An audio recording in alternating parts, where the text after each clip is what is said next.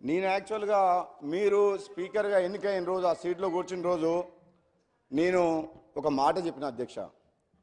గతంలో నేను శాసనసభ్యునిగా ఉన్నప్పుడు పోయినసారి మాకు అడుగడుగున అడ్డంకులు సృష్టించిండ్రు, మాట్లాడే అవకాశం ఇవ్వలేదు, సమస్యల గురించి మాట్లాడే అవకాశం ఇవ్వలేదు. కానీ నేను మన ప్రభుత్వం మీరు సహకరించి ప్రతిపక్ష సభ్యులకు సమయం ఇవ్వాలి, ప్రజాస్వామ్యాన్ని కాపాడే విధంగా వాళ్ళందరినీ కూడా వాళ్ళ గొంతు నొక్కేయొద్దని చెప్పి నేను మిమ్మల్ని అభ్యర్థించినా నేను సహకరిస్తానని కూడా చెప్పిన అధ్యక్ష. కానీ ఈరోజు మొదటి రోజు నుంచి వాళ్ళ ప్రవర్తన చూస్తుంటే వాళ్ళ మాట్లాడే విధానం గవర్నర్ ప్రసంగం మీద కూడా చూస్తుంటే ఎంత అధికారంలో పర్మనెంట్గా ఇక్కడనే ఉంటాం అనుకున్న వాళ్ళు ప్రజలు ఇచ్చిన షాక్ ట్రీట్మెంట్ తోటి అక్కడికి పోయిన తర్వాత మతి భ్రమించి ఫ్రస్ట్రేషన్లో ఏం మాట్లాడుతారో అర్థమైతలేదు అధ్యక్ష. నిజంగా వాళ్ళు ఏమనుకున్నారు, ఈ తెలంగాణ రాజ్యానికి రాజు మేము, మీరందరు ప్రజలు, మీరు బానిసలు అనే ఒక భావనలో వాళ్ళు ఉన్నారు.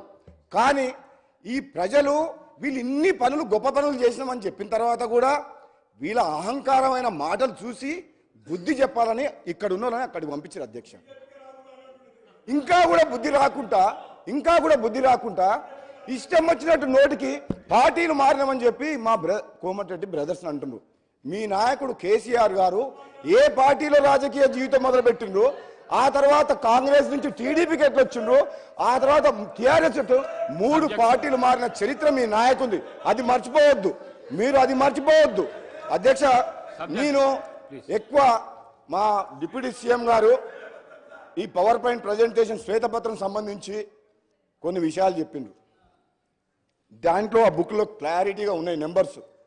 గత 10 సంవత్సరాలలో వీళ్ళు చేసిన విధ్వంసం వల్ల ఈ విద్యుత్ సంస్థలు ఎట్లా నష్టాలకు పోయినాయి అని చెప్పి శ్వేతపత్రంలో చాలా డీటెయిల్గా ఉన్నది. అందులో లోతుగా నేను పోను అధ్యక్ష.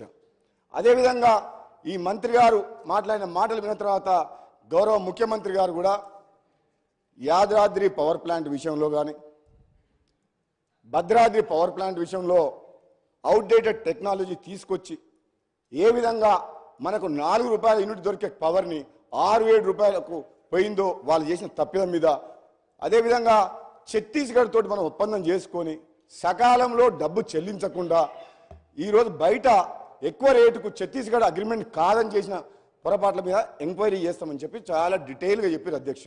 వీళ్ళ భవిష్యత్తు ఎక్కువ రోజులు ఏం సమయం పట్టదు. మీరే ఎంక్వైరీ ఆర్డర్ ఇచ్చిండ్రు, ముఖ్యమంత్రి గారు ఆదేశించిండ్రు.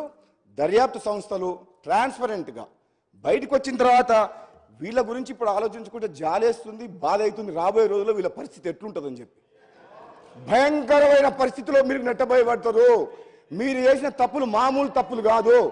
ఈ రాష్ట్ర ప్రజల జీవితాలతో ఆడుకొని ఎన్నో ఆశలతోటి ఆత్మ బలిదానంతో వచ్చిన తెలంగాణని అప్పులపాలు చేసి ఈయన అంటాడు మన మంత్రి గారు, మాజీ మంత్రి గారు కిరసనాయిల దీపంలో చదువుకున్నంట.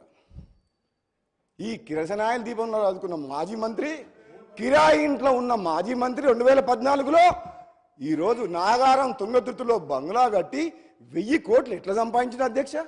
ఎక్కడికి వెళ్ళి వచ్చినాయి అధ్యక్ష? రాష్ట్రాన్ని అప్పుల్లోకి నెట్టేసి, ఈ పవర్ మినిస్టరు విద్యుత్ సంస్థలను అప్పులోకి నెట్టేసి, ఈయన మంత్రిగా మాత్రం భూములు, ఇసుక మాఫియా 1000 కోట్లు దోసుకున్న చరిత్ర ఈయనది మాకు చెప్తున్నా అధ్యక్ష. మరి అన్ని మాటలు నన్ను అన్నప్పుడు నేను మాట్లాడగా అధ్యక్ష, నన్ను పార్టీ మారినవని అధ్యక్ష అన్నాడు అధ్యక్ష. ఈ పార్టీలో ఉన్నా ఆ పార్టీలోకి పోయినా ప్రభుత్వ వ్యతిరేకంగా పోరాటం చేసి నా ఆశయం లక్ష్యం ఒకటే అధ్యక్ష, ఈ కుటుంబ పాలన పోవాలి, నియంత పాలన పోవాలని తెలంగాణ సమాజం మొత్తం తెలంగాణ ఇచ్చిన కాంగ్రెస్ పార్టీ వైపు చూస్తే మళ్ళీ కాంగ్రెస్ పార్టీకి వచ్చిన మీకు అర్థం కాలేదా? నాలాంటి వ్యక్తి మళ్ళీ వాపసు వచ్చిందంటే మీ పని అయిపోయిందని మీకు అర్థం కాలేదా? నేను వచ్చిన తర్వాత మీరు అటుపక్క పోయిన మాట మర్చిపోకండి. పార్టీ మారింది ప్రజల కోసం. ఆనాడైనా ఈనాడైనా ప్రజల పక్షాన నేను గొంతుపింది తప్పితే వీళ్ళ పదవులకు డబ్బులకు ఆశపడే వ్యక్తులం కాదు.